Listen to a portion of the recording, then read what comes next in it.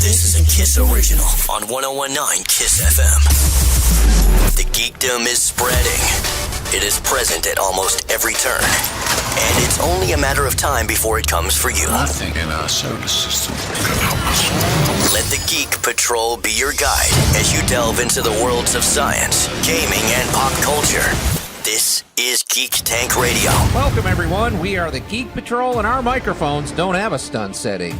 This season of Geek Tank Radio is brought to you by Squid Motors. Every car you purchase from Squid Motors comes with a free 10-foot live squid. Squid Motors, you're welcome. See, this is the kind of out-of-the-box thinking that's going to save the automotive industry. Your look of disdain, Brandon. Andy, I'm like, how is it? How is this a marketing ploy? Like, what are you gonna use Squid for? Well, hey, man. I mean, people have swimming pools. They need entertainment. They need calamari. You can cook it up and eat it. Yeah. Don't you miss last week already? Anyway, Yes. that's our sponsor that I booked for this week. But welcome to Geek Tank Radio, everybody. It's a light crew. It's just the three of us here, Brandon, Andy, and myself. Which is more than we had last week. Yeah, no kidding. Yeah. What's going on here? I mean, things are. The summer vacation's supposed to be over. Oh man, Labor Day weekend, people. Take their stuff. People get on a boat. Yeah. Yeah. Well, most shows would probably just bring you an encore, but not here. Live radio every week, baby. That's right. Yeah, live. Quote unquote. So, well, today Live on tape. Today, I have this sense this could turn into a lament. Even it could be a Brandon and Andy lament. We're going to talk about the Joker. This could literally just be us doing things that we did. We did this last week. We're going to do it this week. Well, I wanted in on it, and I wasn't here.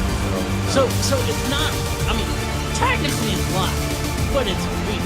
Yeah, absolutely. So, and we have another me versus the internet, and I'm not going to tell you what it is. It's somewhat philosophical.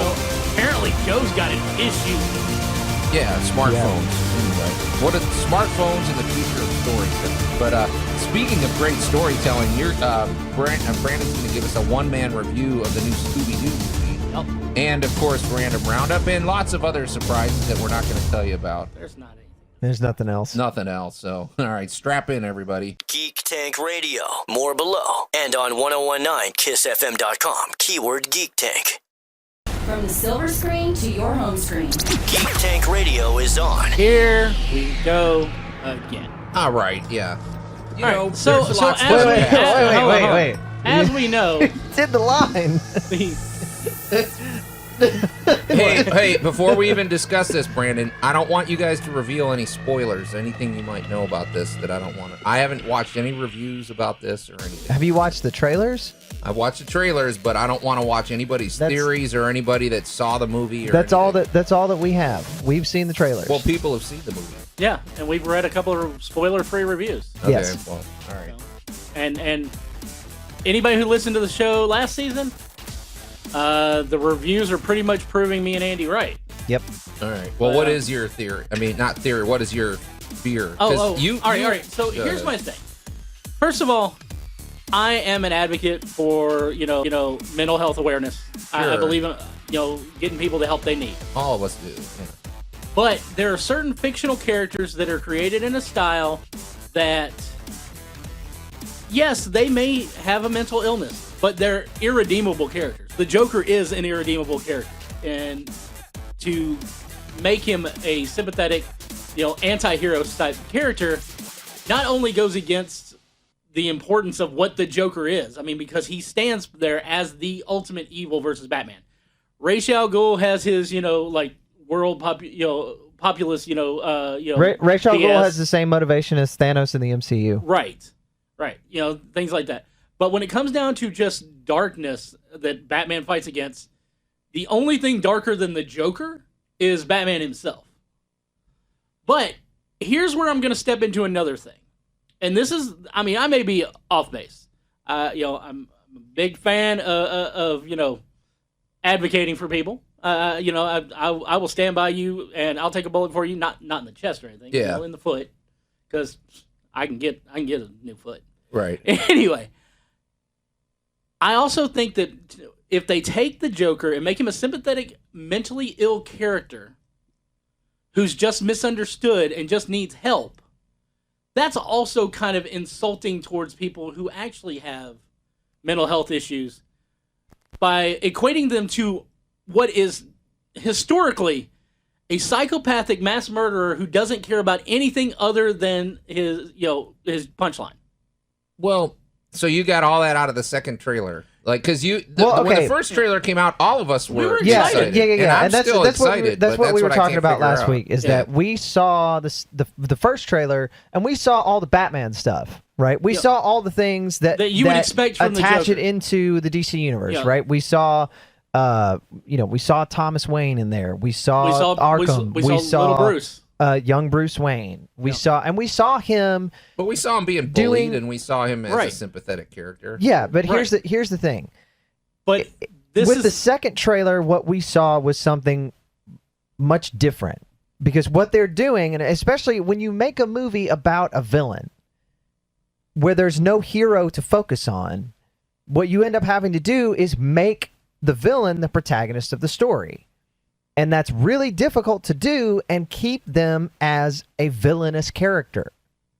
Okay? Well, so what at the you beginning, have... But it also, in this case, as we saw in the trailer, it also took a character who we've known from the get-go. I mean, yes, they're doing stuff with the Flashpoint Batman right now, which is Thomas Wayne. Yeah. But they've basically taken Thomas Wayne and, this humanitarian, this guy who has did everything in his power for Gotham and was genuinely killed for it. Yeah. Right. They make him he's like a friggin' like a Rockefeller. He's a Well, we've seen 30 seconds of him on screen. Yeah. I'm Thomas, hoping they're Thomas presenting Wayne, him Thomas as- Wayne wouldn't punch a guy just because he's laughing in his face. Right. He's not a hothead. He's not Jason Todd. No. And he's We not don't know what like, he's laughing about, though. It doesn't- If he's it doesn't laughing matter. about, I'm going to kill your wife or something. No, like It doesn't that. matter. It wouldn't matter. It doesn't matter. Like, and the thing is that the way that they're presenting it is the if you look at the second trailer, they're presenting the Joker as a man of the people, speaking truth to power, dealing with, corrupt government kind of stuff. And that's definitely not who he is. Like, there's nothing He's that the basically Joker... leading Antifa. Yeah. And there's nothing that the Joker should ever do Yeah. that other people should back him up on. Ever. See, Well, Especially no, not but, like I mean, you could maybe have, when he's you could have a starting- small... No. No, I'm just saying. No, Joe. No, There's nothing. You have the small outliers of dudes who are like so down on their luck that they'll work for him as henchmen just to try to make money. But even they, in the comic history and in the various other iterations that we've seen in media, even they know he's crazy. Right. And they even, know and that even you can they only- know That, it's like, yeah, he's paying me, but I'm not really into this. right. And The they'll only let- other person who's ever been that way was Harley. right. And because she's crazy too. But like the people of Gotham, the regular citizenry, the general public, yeah.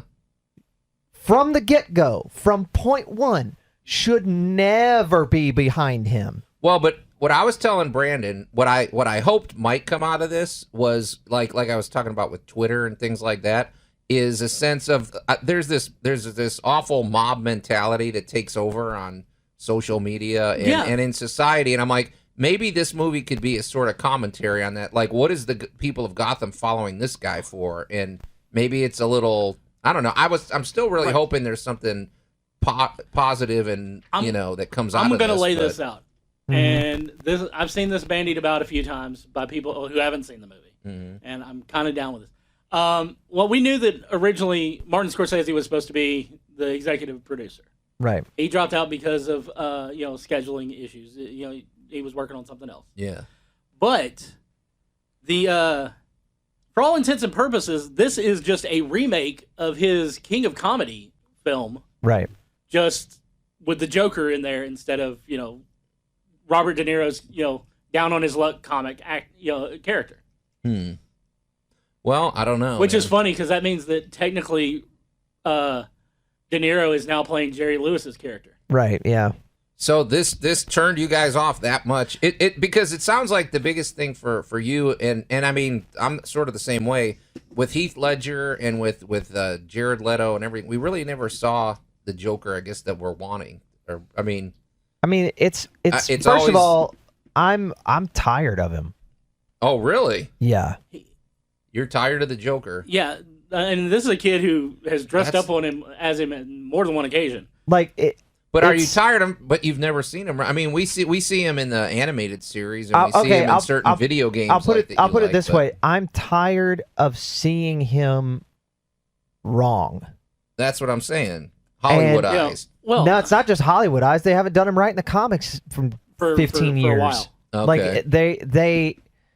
I mean, the whole thing when like Scott Snyder had him cut his face off and stuff. Like that's just all of that stuff is over the top, and he is an over the top character, but it's like it's almost too much. Can I ask you guys something? Because here's what I'm wondering. Okay, in the very first time we see the Joker back in 1940 or whatever it is, is that the Joker you got? Because he's very clever. He's a mass murderer from the very first time he shows up, and he seems to have this sick sense of humor about killing people. Is that the prototype Joker you guys are talking about? No. So not at all. Where is this Joker established? Because I mean, we've got Neil 80 Adams? years of history with them. Denny O'Neil and Neil Adams. Yeah. But who's to say 70s. their version is any more correct than somebody else's? Comic sales. Yeah, I was about to say. Well, I'm just saying, but this is your guys' idea of what the Joker could be.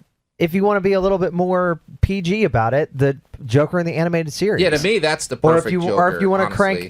crank the volume up, the Joker in the Arkham games. Yeah. Right. Like the version. Essentially, I just want to see Mark Hamill, but yeah. Well, let's just be honest. When it comes down to it, it's the Killing Joke Joker. it is because While the Killing Joke itself does go a little farther than what you would want, with Barbara Gordon. Right. Yeah. that is the reason why he's doing it makes so much sense in the for him. Right. You know, this movie that we're getting, and I'm not going to say it's necessarily going to be a bad movie. Mm-hmm. I mean, it's probably going to be an amazing movie. I think as a film, it's probably going to be good. I think the performances are probably going to be fantastic. I mean, Joaquin Phoenix and all of that just stuff. he's a phenomenal actor. Yeah, it looks great. We love Zazie Beetz, because she's just she's got that, like, even in Deadpool, she's as Domino, she's just got this almost hopeful air about her. Yeah. Was it I love the dude they Mc- cast as Thomas Wayne. yeah. I love that Robert De Niro is playing the late night host in this movie. Yeah.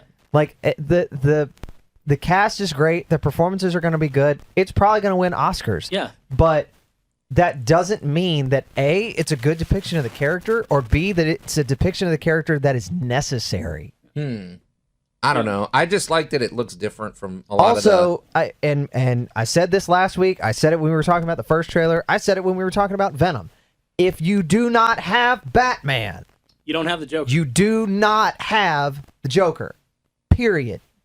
Well, I still wonder if my theory is right. I mean, it's not the original. I still wonder if this is even the Joker. I always wondered if this is the inspiration for who the Joker becomes. There should not be an inspiration for who the Joker Why? is. Who's Because to there's say? not. Because there isn't one. There wasn't one. There is that's- not. All this proto Joker BS that we got in Gotham Yeah. it's the same thing here. Right. It's neither necessary nor wanted. Right. The truth of the matter is, Batman created the Joker Right. And from it's the get-go. it's a in every decent iteration, every entertaining iteration. I mean, I think Cameron Monaghan did an amazing job. I think his performance was incredible. in Gotham, but even he has said his character is not the Joker. Here, you don't need the Joker. Doesn't need an inspiration. Joker's inspiration was literally, "Holy crap! Look what happened to me." This I can't handle it. Now that I got this damn red hood off, what happened? Well, I don't know. This reminds me of the Court of Owls in a way, because that's sort of a central big, story arc or whatever. And apparently they've been around for forever, and we only just learned about them when Scott Snyder came up with all that. So what? Comic who's to say writers- that comic this guy, writers love who's to to do say that this kind of guy thing. can't be the inspiration But for here's the Joker? no, Because the Joker here is- doesn't need an inspiration. says? Here's the thing, Joe. Here's the thing. The Court of Owls is a secret society. You're not supposed to know about them. They're supposed to be hidden. Yeah. They're there's been rumors forever. Yeah. But the thing about the Joker is the fact that he came out of left field basically. That's one of the things that makes him scary. The idea that he's just the latest in a long line of Jokers, that destroys the mystique of the character. It destroys that basically his... just says, oh, well, he's just a copycat. Right. Well, And let me ask you this. if there is anything anytime- that the Joker would not be, it is This a is copycat. one of the Yeah. biggest problems Yeah. with comics nowadays. We've got legacy characters that we love. Yeah. Wally West. John Stewart and Guy Gardner, who were technically legacy characters. Hal Jordan's a legacy character. Yeah. Alan Took it Scott's from the Alan original. Scott. But the thing about villains who are legacy characters, if you notice, as you go down the line, look at all the clay faces. Yeah. Look at Firefly. Look at the people like that. They get worse as you go down the line. Yeah. They- what was that dude's they name who get took over pathetic. as the Vulture? Oh, It was like Bernie or something, yeah, right? Yeah, he was. And it was just awful. Yeah. Like, oh, we're gonna make the Vulture a young Yeah. dude and like make him Yeah. faster and more whatever to fight Spider-Man. Like, no, No. the Vulture was cool because he was an old guy. When Who said the Vulture's cool? Like I said. what was his name? Yeah, go back and watch Homecoming again. The Vulture is the best part of that movie. He's great, but the Vulture I always thought was a stupid character when I was a kid. He's some dumb, No. See, you're sitting there Looking and you're being an ageist on that thing. But the truth of the matter is, the Vulture was one of the hardcore villains that Spidey fought against. It was Yeah. the very first Because he villain. had nothing to lose. Yeah, right. I He's guess an old so. man. Yeah. He needed a better outfit. No, but what I was Well, let me ask you this. Spider-Man needed a better outfit. Yeah, you heard me. Hey, let me ask you this one then. Okay, you know how they said if I'm gonna have an origin story, I'd rather have it be multiple choice. Well, what if this is what if at the end of this movie he's in a rubber room, because this movie looks like it takes place in like the 70s. It's It takes- 1981. Whatever. Yeah, Okay, yeah. so it's We- an older. It's so already been set up. So at the end of the movie, he could be an old guy sitting in a rubber room telling the person his origin story, and this is how I came about, and it's all his own delusion or something like that. Would that, would be be acceptable? that would be the absolute worst decision that they could possibly make, because that's the equivalent of we just took your money for 2.5 hours to tell you it was all a dream. Yeah, pretty much. Yeah, but No, you there's got no it. yeah, but there. It's literally the worst No, possible Jer- ending you can have to No, a story. because It's you like, get- it's like you you get- hear the shower. You hear the shower. Yes, and you it's walk into the Dallas. bathroom, and oh my god. No, see, There's- I there's disagree. Gerald. What happened? No, what you get is Bobby. you get a Bobby, yeah, my 2-hour bad. you get a 2-hour insight into the Joker No, the you Joker's don't. mind. You get a 2-hour insight into bullcrap. Do you know what? It's not hold on, real. hold on, Andy. Do you know what? This is fun. Do you I know like what triggering Do you Andy. know what ruined Wolverine as a character? Say that again. You know what ruined Wolverine as a character? What? When you decided to tell people his origin. Yes. Oh, All the Yes! mystique was gone. What happened when they told Gambit's origin?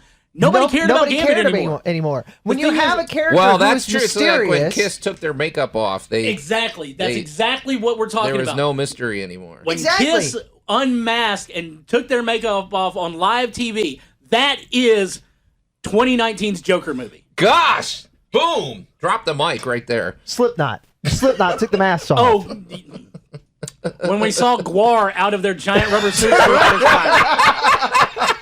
Guar.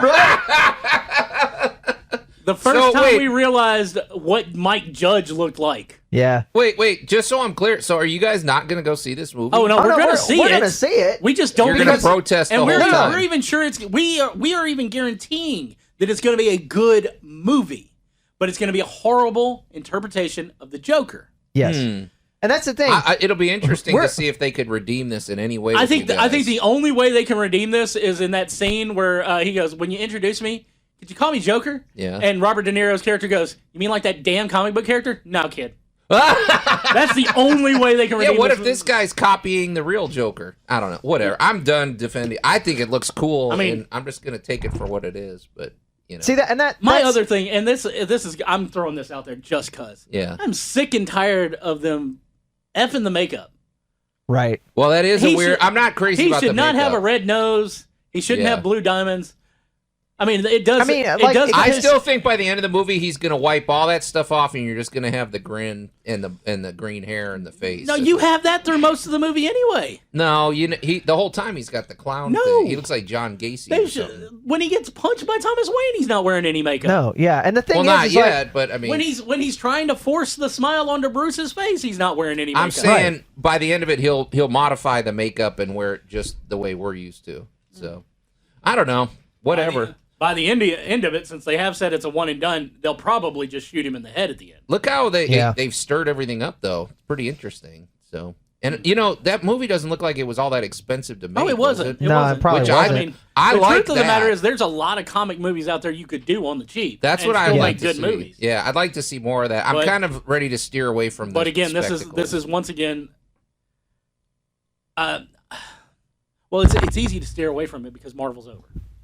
yeah. There's stuff coming, but I don't feel that I have to see every Marvel movie now. No. Yeah, And, yeah. and there's so much that you can't Yeah, it's like now it's like they made you feel over the Marvel movies. They made you feel from the get go that you needed to see this next one. You and you have to the see next one. every one. You got to see every this Right. one. You got to see this Yeah. one. But now it's like, hey, if you like Black Panther, you go see Black Panther 2. Yeah. If you didn't care so much about Black Panther, you don't have to go see Black Panther 2. Right. Because when it's all said and done, we don't really have an Avengers The- anymore. yeah, and yeah, when the we Avengers finally are gone. do get There's no, a big team buildup, we've already met most of these characters already. We're Yeah, not, we're not going to have a whole bunch of new characters getting created in the scheme of the, the sequels. Yeah. Right. You'll get new villains. And you might There's have a new no supporter. there's no here and there. massive overarching villain for them to worry about. Like Right. the Avengers are gone. I mean, the only know, thing you I'm got ready now, for a break from it's that like, anyway, though. It's I'm like good. you need a phase where it's just kind of cash, and then Yeah. at the end of this next phase, you introduce the Fantastic Four, and Doctor Doom shows up, and you're going to need everybody for him There Right. you go. Yeah. and Magneto. Shortly afterwards, because they always punk him out in the Fox movies, but Magneto's kind of a badass. yeah. Oh yeah. Yeah. Well, this is going to be interesting. So we only got 3 or 4 weeks to go. Something like that. I'm not even counting. Yeah, Like first we of just all, know it's coming. yeah. It's Okay. it's like now when I watch episodes of things on online during the commercial, because I watch stuff on CBS. Well, I'm an old guy at heart. Yeah. They showed a commercial for the Joker in the middle of I guess it was an old NCIS episode I was watching last night. Uh-huh. And I know everybody's like, well, watch it. Why aren't you watching it on Netflix? They ain't got the new season yet. Anyway, so it's the kind of dancing on the steps scene and a scene with Zazie Beetz, and then the Would You Call Me Joker scene. Yeah. Yeah. I'm looking forward It'll be to it. good, but Yeah. at the same time, that doesn't mean I'm gonna be happy with the iteration of the Joker. In fact, I'm pretty sure I'm not going to. Okay. Well, That being said, when we get back, I'm going to tell you about something I was really happy about, and that was the new Scooby-Doo movie. Geek Tank Radio energized by Dark Oak Press and Media, an indie publisher and media provider offering everything from Alice in Memphis to mystery to young adult and everything in between. Get the latest at darkoakpress.com. More Below and on 1019kissfm.com. Keyword Geek Tank. They don't do reviews, but that doesn't mean they won't tell you about everything they watch. The Geek Patrol is on Geek Tank Radio. So, years and years ago, they started off a direct-to-DVD Scooby-Doo movie line.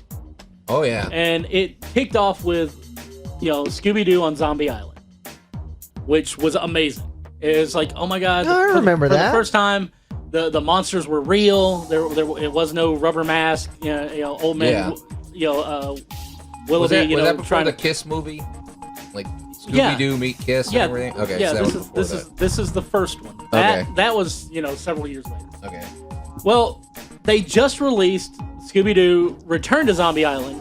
It's available at all your various digital streaming platforms and at Walmart. Right Okay. now, it's the DVD is exclusive at Walmart, and it is for I think until the beginning of October. Then it's going to go live. Yeah. So, I go to Amazon, I do my thing, I start watching.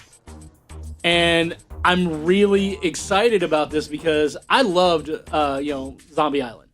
So the idea of them going back was going to be fun. Was Zombie Island after they're kind of grown up or something? No. I mean, they're still technically, they're still technically kids. I mean, they're in their teens. Okay. Which is funny because they don't. I love how they've been in their teens since the 60s. Right. Well, yeah. And technology has just grown with them. Right. Well, it's like The Simpsons. the last one before this was Scooby-Doo and the Curse of the 13th Ghost, which was based off an old series, 13 Ghosts of Scooby-Doo. Vincent Price was in it. Oh, that's as right. Vincent Von Ghoul. Yeah. And they had this, this kid who was kind of a little sidekick, but it was only Daphne and Shaggy and Scooby as far as the main crew in that. Mm-hmm. So in the last one they did, which was the Curse of the 13th Ghost, they're doing their Mystery Inc. thing at the beginning. They get in trouble with the city because of all the damage. They end up in jail, which is hilarious. They're released under the stipulation that they stop, investigating mysteries. So you kids got to stop. Right, basically, the sheriff tells them they have to stop. Yeah. So Fred sells the mystery machine. They get rid of a lot of their, souvenirs from things like, the robot head from the amusement park and stuff like that. When they find, they get called back to action for the, to go after the 13th Ghost, which was never caught in the original series. So Shaggy and Daphne have to explain to Fred and Velma about this thing they did while they were at camp. Oh, jeez. Okay. So, yeah. But this one picks up right where that one left off. Fred misses the mystery machine. He's all, depressed about, the fact they can't do anything. Velma's been blogging about mysteries because, she can't investigate them anymore. So they're going full modern day tech and stuff. Oh, yeah. Okay, yeah. But, they're Scooby and Shaggy, who the scaredest people in the world, apparently love B horror movies, and they're watching Elvira host B horror movies. And there's a contest for a getaway for you, 4 friends, and a pet. Oh, so they're seeing Elvira on TV. Right. They're not interacting. Okay. Right. Yeah. And Shaggy wins the contest. Of course. Yeah. But the tropical paradise they go to is Moonstar Island Resort. Which, if you take the T, you put a C. Moonscar Island was where the Zombie Island thing was. Yeah, that sounds like it. So they basically get bamboozled and taken to Moonscar Island, and there's zombies and cat people and all the stuff that you're expecting to see on Moonscar Island, but because Daphne, Fred, and Velma have told them, we promise we won't break our promise. We will not investigate mysteries. But every time you turn around, there's a new mystery and you're watching these people. It's like if you tell Andy that he has to sit through Captain Marvel, and he starts shaking. Or you tell Andy he can't yell into the microphone. And, I'll be honest. His yelling into the microphone, you're laughing into the microphone. Alan just looking at the microphone, it's all too loud. Okay, yeah. He looks into the microphone Alan too looks loud. at the microphone and starts to spark. Things happen. Wait, can I ask you something? Yeah. This hotel. I mean, are they at a hotel? Are they in a shack? It's this big, plantation estate. But which is the same plantation estate that they were at in the first one. It sounds like every episode of Scooby-Doo. Right. It's out in the middle of the swamp. There's this big white house. Right. And it's like they think they're going for a fun weekend, and it's a big mystery. Yeah. Well, okay.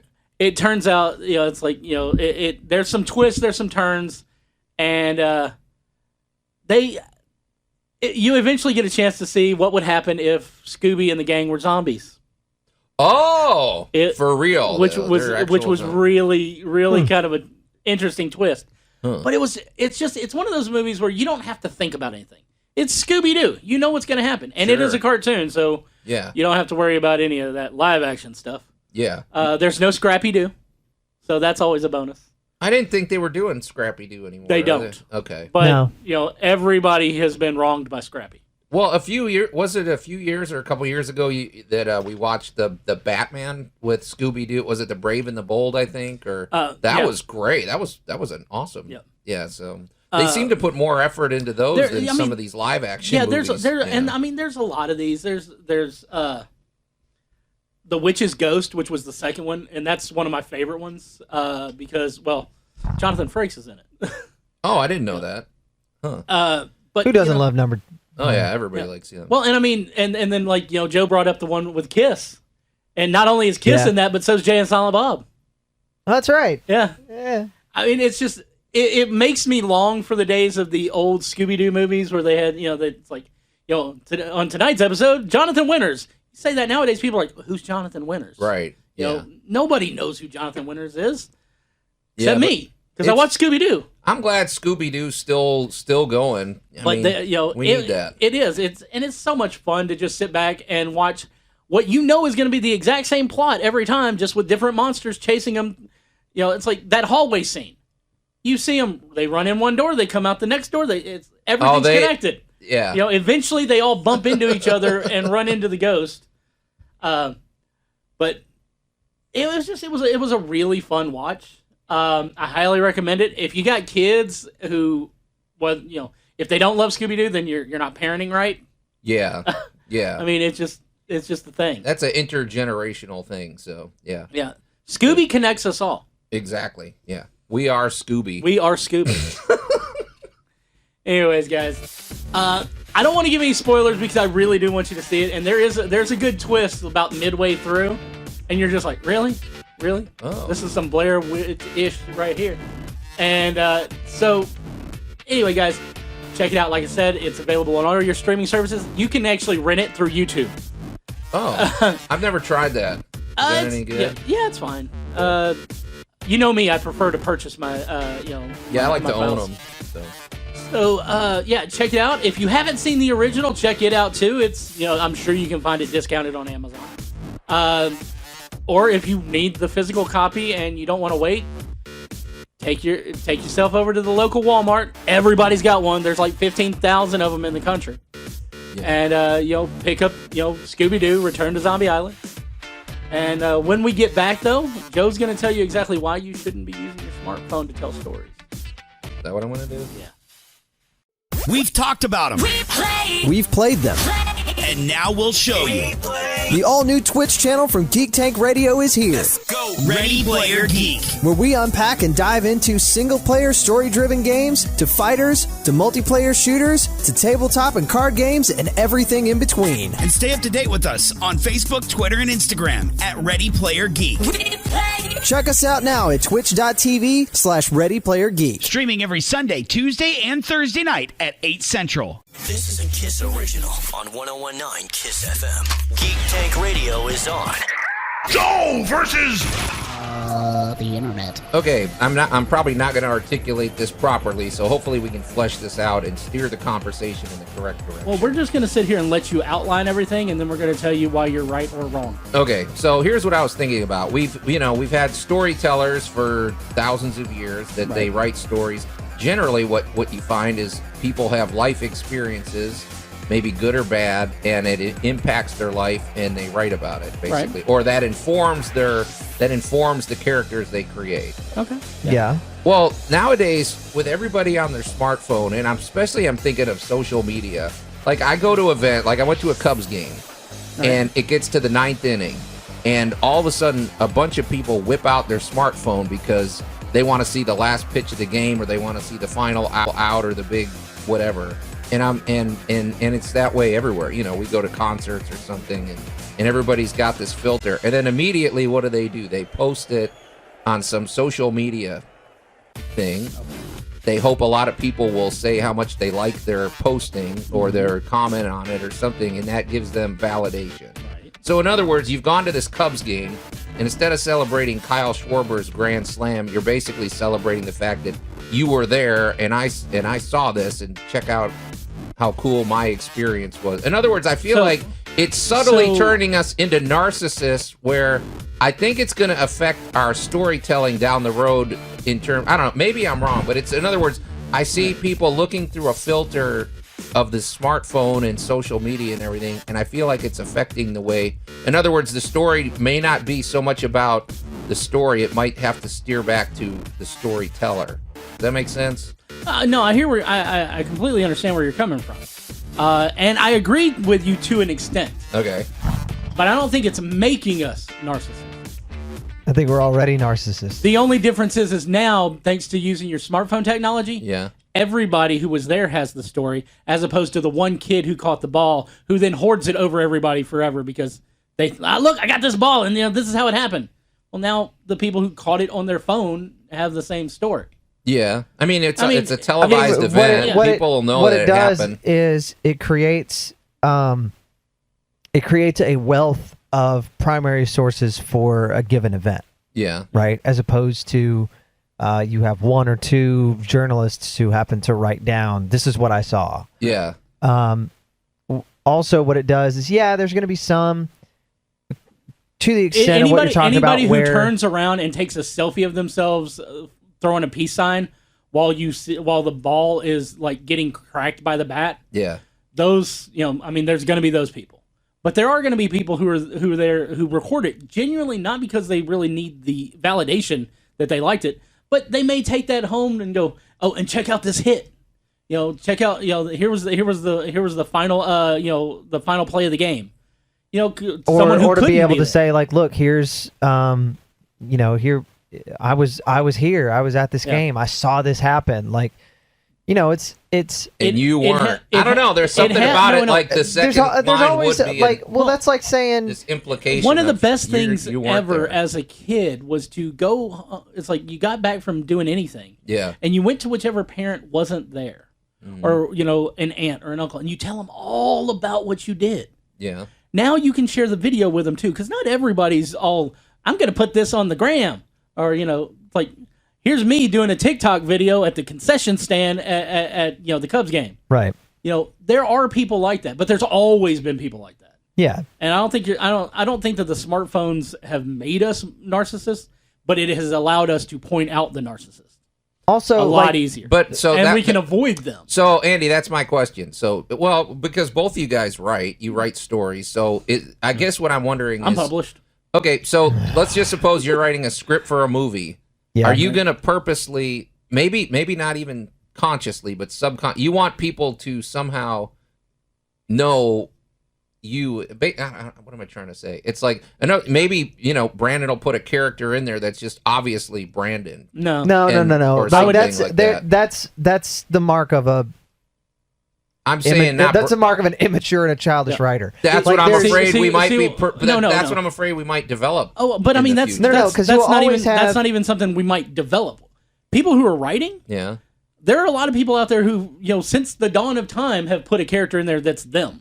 Yeah, but okay, so like Dante, for example, Dante when he wrote the Divine Comedy, as he's walking through the Inferno, it's he himself walking with Virgil, the poet, exploring the 9 circles. Like, it is there is an element to that where you put a Homer is present for the Iliad and the Odyssey, even though, or at least he's present for the Iliad. I don't remember if he's a character in the Odyssey or not, but he's there for the Trojan War and the Iliad. So there is an element to that, yes, but there's also an element to say there's always part of the writer in every story. We cannot remove ourselves completely from whatever we create. No, I get that. But as far as like inserting yourself into the story, where like you create a fictional character who's largely based on you and has a lot of your similar experiences. And it would be like if I wrote a story about a 32-year-old skinny boy who had a whole bunch of problems with girls when he was a teenager. Okay. Here's a better example. Wait. No. When he was a teenager? Shut up. Here's a better example. You were kind of a Mac when you were a teenager. No. Let's suppose you write a movie. Yeah. And you go on TV and you're promoting it with whatever. I guess what I'm wondering is, would the conversation steer towards, well, here's the dynamics of the film and here's the message that I hope gets out there, or would the dynamics of the future storyteller be, well, this is what I wanted to convey about something that happened in my life, and this is what in other words, would the conversation be more about them than the story? When was the last time you actually watched an interview with a writer? I don't really watch because for the past 15, 20 years, that's what writers talk about. Yeah. I wanted say. to get my vision out there. Right. And yes, you have to be a little bit of a narcissist as a writer. Okay. But at the same time, when you get into a place where you need to tell a story, the characters compel you to put them on the page. Yeah. It's not about you wanting to say anything. It's about them needing to get out. And again, this is also the difference between you're writing for the art, and like I talked about in the previous episode, writing for the art and writing for the paycheck. Right. Yeah. Well, I don't know. So you guys don't see any difference? No. I just no, feel no, like I'm not. I feel like I don't think. I It's feel going like to people are change. processing differently based on this smartphone that we have with us 24 hours a day. No. I don't just think feel like- people are processing differently. I think we are now being subjected to the way that people processed it anyway. Yeah. You know, it's Because this is now the thing. You'll always have people who, like now, we have people who put their opinions out there in the world, and there's thousands and thousands of them. Right? Yeah. And they have the ability to do that because we have the wealth of information technology that we have. Right. So yes, in that regard, you're correct. Smartphones are providing the ability to more people to be able to tell stories. But at the end of the day, we will always have people who are more talented and more capable to tell stories that invest in more of the human experience than just their own individual experience. Do you understand the difference? It is a communal experience that's provided to the entire human race because of our humanity, as opposed to this is what happened to me in a baseball game. I feel like But there's a this is- competitive element, though. Here, I'll give you an example. So a you'll always competitive have, element. I just feel like, hey, my experience was better than your experience. Well, that's just because like if Okay. people are trying to I'm get more followers on I'm Instagram more or more of a clicks fan on than you YouTube. are. Let me throw. I'm Let me. more Well, of I a mean, whatever, that's always you been know. a thing. But It's let me like- throw this out. To you. Yeah. This is a personal experience of mine, so you can think I'm a narcissist for bringing it up. Yeah. Several years back, hell, it was like maybe 15 years, maybe even a little bit longer. I had a massive kidney infection. Oh, wow. Which I had calcium deposits that crystallized in my kidneys, horrible kidney stones. Everybody who came into my room to check on me Yeah. had their story to tell. I had a woman tell me that she had twins and she'd had kidney stones, and she'd sooner have twins again than want to have kidney stones. Yeah, that's what These you are want to not hear. stories right. I want, but it's Jeez. that there's always going to be that element, that competitive element of, oh, you think you had it bad, or oh, you got to meet so and so. Well, you know, a couple years back, I got to meet this person. Well, who that's was, like, exactly right. right. above They're it. turning it about themselves. But it's always been that way. Yeah. There's just the only thing that's different is with the smartphone. There is now a different and social media. There's a different medium to do it in. But I mean, And you can get the stories out to more people Yeah. faster. the thing about this is when used in a positive light, we've seen people come together thanks to social media and their smartphones and do amazing things. Well, that's raise true. money for people. Yeah, you know, that's stuff true. like that. And yes, maybe a little bit of that comes from someone's, posting that tweet. I just donated $500 to relief for, the Las Vegas shooting survivors, stuff like that. Yeah. And then people, it may be a little bit of shaming, but then it may be that competitive edge that makes people want to go, well, I can do this then. I can do this then. And if it benefits the world, then I don't care how competitive you get. Yeah. I would love to see people try and outdo each other in charities. Especially if it came down to like, my love, it's dogs. Right. Give your money to, a rescue group. And it's like, if that shames someone else into giving, I know it's a bad thing to do, to shame people and, like feed off that competitive edge, but it's always been there. It's just now where I might be competing with a kid across the room trying to tell a story. Mm-hmm. I'm now competing with a guy across the world trying to tell the story. Yeah. And here's the thing, like, And that competition makes you better. It makes you thrive to be better. And if that puts out more stories to the world, we're not all going to see like, the 4-second TikTok video of someone dancing in front of a giant blue Christmas tree at the guest house at Graceland. Which I had to watch someone record that Yeah. Okay. a couple years ago. All right. but here's the thing. You will always have like people doing that kind of video thing or whatever. But here's a perfect example of the difference. You'll have one person at a baseball game who will have their phone up and they'll be, taking their video of themselves to post on YouTube or whatever for their Right. vlog. Yeah. And they'll be talking about their own personal experience at the game, and it's more about them and all of that stuff. Right. And you will have another content creator doing almost exactly the same thing, but for whatever reason, because of whatever different talents that they've been given, they're able to hook into what makes baseball a national pastime, what makes it something that resonates with a large number of people, what makes it a communal experience. So they're making it instead about the of just event, a person, not necessarily. Well, I mean, it's just something about them and their personality. And it may be for every 15 people who are making it about themselves, you're going to get that one kid out there who this may be his first baseball game. He may be new to the country. He's never seen a live sporting event before. Right. And he's recording this, and it's talking. He's telling you. He may be talking about him, but it's about how it's making him feel to see all these people rooting for their team. Right. It's and coming about together.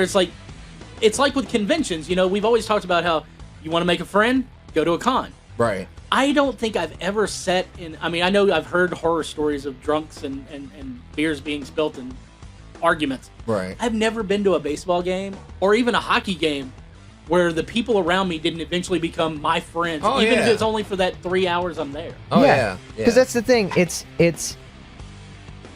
the same thing as if you were reading it in prose. You could read a short story about a guy who went to a baseball game, and it just becomes. It's just a really plain one-note story about a dude who went to a baseball game. And you can read by one writer. And then you can read almost the same story by another writer who's gifted.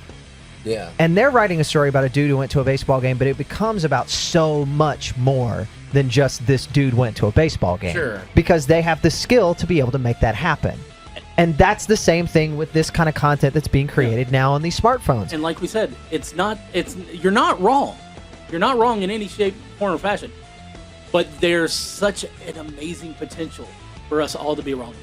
Yeah, and it's not Okay. it's not a detriment to storytelling for storytelling itself to grow in that man. Because I don't think it's evolving. I don't think it's changing. I think it's growing. It's giving the chance for people whose voice may never have been heard. Yeah, to that's finally be true. heard. Yeah, we'll see. That doesn't necessarily mean that their opinion's something you want to hear. Yeah. Right. I don't know. Because again, basically it becomes finding the needle in the haystack is just making the haystack way bigger. Yeah, I guess we'll see. But, And the other thing too, though, is that even though the haystack's getting way bigger, you're also putting a lot more needles. Boy, we're throwing metaphors everywhere here. So. Oh, you want us to get into cliches next? Yeah. We can do that. Yeah. All right. Well, I don't know if I stirred any controversy, but don't be a narcissist. How's that? Just I prefer just don't be a dick. Yeah, that works too. Exactly. And while you're doing that, also, okay, I thought I had a segue, but you ruined No, we're it, just so we're just getting a little random. we're going random. Geek Tank Radio energized by Dark Oak Press and Media, an indie publisher and media provider offering everything from Alice in Memphis to mystery to young adult and everything in between. Get the latest at darkoakpress.com. More below and on 1019kissfm.com. Keyword Geek Tank. There's always those stories that defy labels. Thankfully, there's the GTR Random Roundup. All right, guys, it's time to get a little bit random today. All right. Okay. So my story, I love this. It comes out of Salt Lake City, Utah. Yeah. Beautiful where- place. A Utah woman who was found with meth, Like you do. like you do, tried to ID herself as her own daughter. Ah, so she's fingering. Okay, she's putting the blame on her own daughter. That's good parenting right there. Yeah, right. Authorities say a Utah Gosh, woman what a low life. arrested on suspicion of driving with a suspended license Yeah. and having illegal drugs tried to persuade an officer that she was her daughter. Yeah. Well, better that her child should go to jail than her, right? A problem. Well, okay. Are you sure this isn't from Florida? Hey, look at that mugshot. Yeah. Does she look? Oh my God. Does she look young enough to be somebody's daughter? So. Oh wow. Okay. Yeah. All right. She could be anybody with that. A look. She could probable be a member of cause. KISS. A probable Yeah. cause statement says the 38-year-old repeatedly identified herself as her 20-year-old daughter during the traffic stop Saturday north of Salt Lake City. She finally acknowledged she lied after the officer noticed she didn't look like the photo he found of her daughter. She's trying to pass for a 20-year-old or an 8. Wait, how old? Is 20. she? Her daughter was 20. Yeah, that lady does not look 21. So. Yeah. She looks like about she doesn't look 38 either. She looks Police meth doesn't age you very well. So. Police say there were several arrest warrants out for this woman. Yeah. And the officer found methamphetamine in the car. Yeah. She was booked into the Davis County Jail on $5,230 bail on suspicion of drug and driving counts, as well as on providing false information in an attempt to impersonate someone else. So what's Thanksgiving going to be like at their house this year? Wow. all I know is that the turkey needs to have her eyebrows. Yeah, no kidding. Jeez. Okay. Well, okay. Joe, yeah. what do you got? Well, okay. Is it wrong to stereotype drivers based on the vehicles they drive? No. It's probably wrong, but I don't drive. I it's stereotype technically- drivers based on the state they're from. It's yeah. Oh, you go by license have plate. Have you ever just looked at an Arkansas plate and yelled, go home, you damn foreigner"? or I mean, or no, go, but- the light's red, I or the only- light's green. No, I only find myself my- saying that about Arkansas plates. My dad and I are fully convinced that it is a state law in Mississippi that you have to get in the left lane and then drive slower than everyone else. In That might be Mississippi, a it's the state law. slow Have you lane. ever read the state laws of Mississippi? There's a reason I don't go to Olive Branch anymore. Okay. I'm gonna get in trouble here, but I don't care. I mean, this is just my experience. Dude, I has just completely threw shade at all of Olive Branch. I think you're okay. well, I'm sorry. They can find me. Volkswagen drivers and Audi drivers are not like all of us. No. I think They're they're really- very aggressive. They're They are. so it's not just me. No. It's not And just they're not just you. off a little bit. They make I don't know. decisions that I don't think we would make. Such as this driver in London. Oh, okay. Check this. I can't even know how to pronounce it. Glenn Wilder Wynn Richards pleaded guilty in Abensworth Magistrate Court for using a vehicle. Okay, so he has a Volkswagen, Right. and I guess he Now, has is a it a shop Beetle? or something. No, it's just your Volkswagen Passat, whatever. Okay. And It's he had a Volvo that needed repair. Right. So he put Which the Volvo. has no power steering whatsoever. No. He put the Volvo on the roof of the Passat and used that as basically his tow truck, and he was driving down the road with a car on top of his car. Okay, many questions emerge here. I don't think we have to judge him based on what he drives.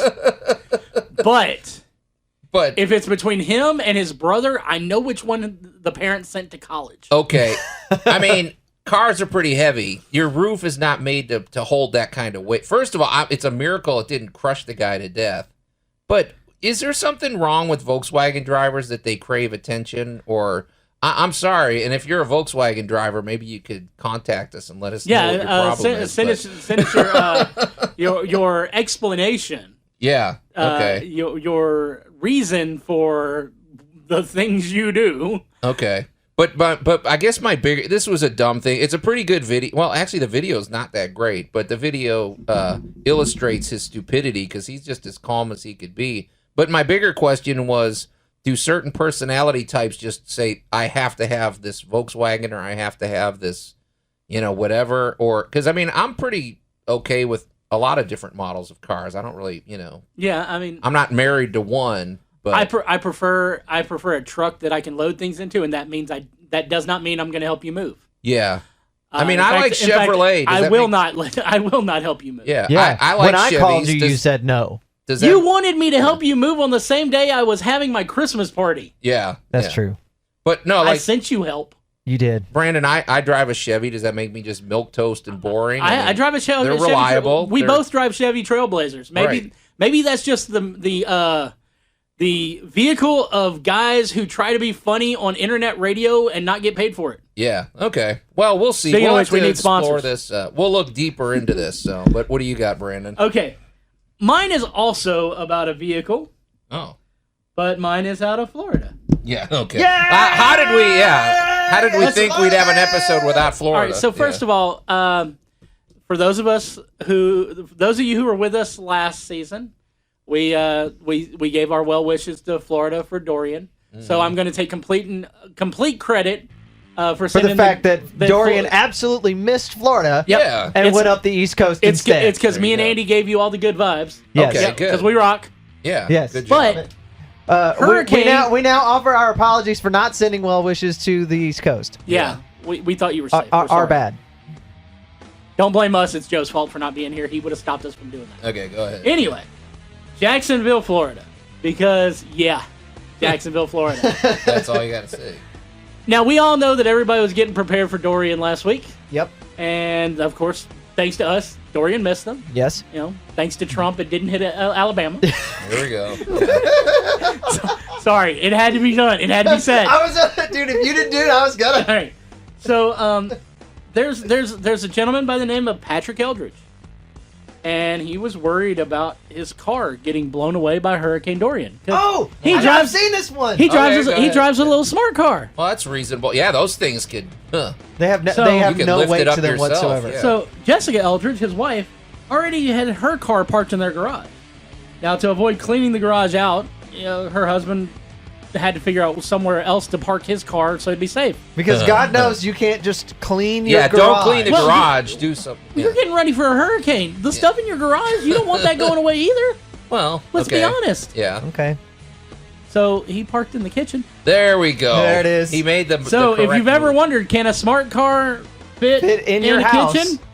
It can. Yes, it can. That's the benefit of having one of those. Yeah. So to avoid, all right, her husband proposed to park it in the house, and Jessica said, I said there's no way he could. He said he could do it. So he opened the double bay doors and had it in. I was amazed that it could fit. We had it in with no problems.